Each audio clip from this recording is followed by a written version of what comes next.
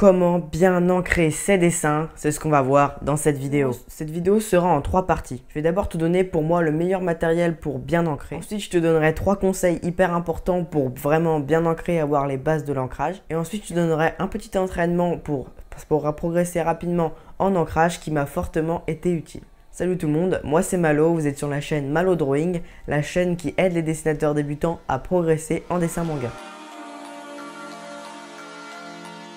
Pour bien ancrer, c'est important d'avoir du bon matériel qui est bien adapté à soi. Pour ancrer, il y a 2 types de matériel. Il y a soit les liners, soit la plume. Alors pour faire simple, un liner c'est un feutre noir avec une pointe fine. Alors il peut être de différentes couleurs, mais en général les liners pour ancrer c'est mieux qu'ils soient noirs, sauf pour différents cas. Et une plume, c'est une plume quoi, pas une vraie plume d'oiseau mais une plume comme on fait pour écrire, qui est spécialement fait pour ancrer les dessins. Mais on ne peut pas utiliser une plume comme ça toute seule.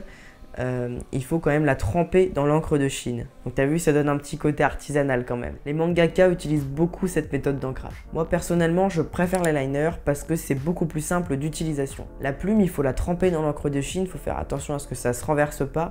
Il faut la laver, ça prend plus de temps à sécher. Et puis pour switcher entre les différentes plumes, je te dis pas le bordel que c'est. Du coup, ce que je conseille, c'est de prendre des liners si t'es un débutant, que t'as presque jamais ancré et que tu veux commencer à ancrer.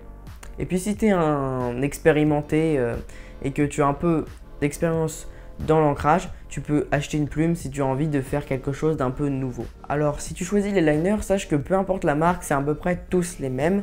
Enfin, il y a quelques petits éléments qui changent, mais ce que je te conseille du coup, c'est de tester un peu les marques. Moi j'ai celle de Sakura que j'aime bien, mais il y a aussi Winsor & Newton, il y a Faber-Castell, il y en a peut-être des autres marques que je connais pas, mais voilà, des liners, il y en a dans toutes les marques. Donc tu achètes un liner de chaque marque ou juste un liner de Sakura, comme ça tu sais que normalement c'est à peu près bien. Et puis voilà, en fait chaque dessinateur peut avoir ses liners préférés. Et si vous choisissez d'ancrer avec une plume, je vous conseille de prendre le pack délétère que vous voyez justement à l'écran. Il y a un porte-plume, une plume G, donc une plume qui fluctue, une grosse plume normale et une petite plume pour les détails. Et puis l'encre de Chine, n'importe quelle encre de Chine fera l'affaire je pense. Moi j'utilisais l'encre de Chine délétère numéro 4 ou 3, je sais plus, parce qu'elle était résistante au feutre alcool. Et pour faire des colos, c'est top. Dernier petit conseil sur le matériel, si vous choisissez des liners, prenez un seul liner. Pourquoi? Ça se trouve vous n'allez finalement pas aimer l'ancrage et vous allez peut-être pas aimer la marque. Donc comme ça vous gaspillerez beaucoup moins d'argent.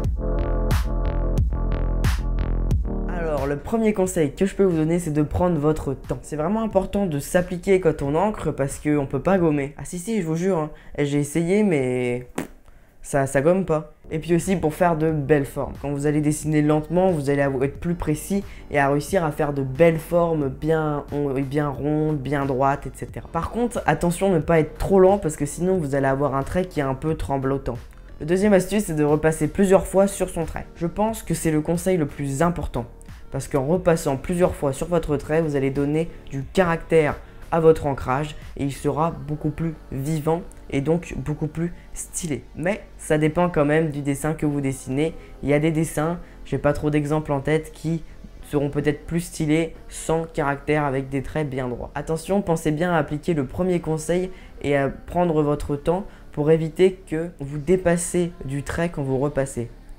Vous repassez comme ça et puis vous sortez du trait et du coup ça fait une espèce de raté quoi. Alors il faut vraiment prendre son temps et faire attention à ça. Le troisième conseil, c'est de tourner votre feuille. Quand le poignet est dans une bonne posture et dans une posture naturelle, vous allez faire des traits beaucoup plus précis. Qu'est-ce que j'appelle des traits précis? Quand je dis vous allez être précis, ça veut dire que vous allez réussir à faire ce que vous avez en tête. Par exemple, vous voulez faire un trait droit, vous allez faire un trait bien droit. Vous voulez faire une courbe, vous allez faire parfaitement la courbe. Et puis en plus de ça, ça vous permettra d'avoir moins mal au poignet. C'est un plus. Donc maintenant, passons à l'entraînement. Malgré tous ces bons conseils, il faut s'entraîner. Le dessin, c'est de la pratique, c'est comme un sport. Il faut pratiquer pour progresser. Alors mon entraînement, c'est de dessiner plusieurs objets qui sont totalement what the fuck, qui n'ont complètement rien à voir avec ce que vous dessinez d'habitude, je sais pas, où vous pouvez faire un vase, une fleur, un arbre, des formes complètement loufoques. Le but c'est de faire des formes en fait, des petits dessins. Et on s'en fout si c'est moche, si ça ressemble à rien. Et vous allez ancrer ces petits dessins. et gommer le trait de construction. Une fois que vous avez fini d'ancrer votre petit dessin, vous allez vous demander est-ce que l'ancrage me plaît?